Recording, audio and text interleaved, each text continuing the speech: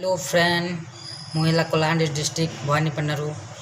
कहूली जेनता कि मुई आपन के गोटे फ्रूट सप्लीमेंट बारे में कहवाके चाहूँचे जेनता कि आपण मैंने जानी थे कि नहीं जानी थे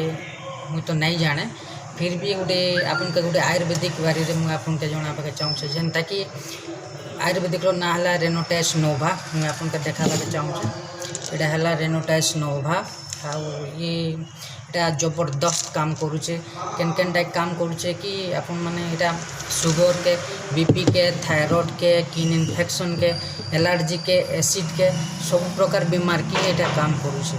अपन माने माने जेकोसी लोग के भी दे पारबे किसी असुविधा नहीं इन साइड इफेक्ट भी किसी नहीं ना मुई कम से कम 25 लोग खन के देली ना जेनता कि जूनागढ़ धर्मगढ़ केसिंगा तापरे नरला एंता बहुत एंता एरिया रे बहुत लोग के दे सारी जेनता कि 50-60 वर्ष लोक मन के भी दे सारी जेनता कि जॉइंट पेन रे ठीक है तापरे जॉइंट पेन रे भी ठीक है सारी से माने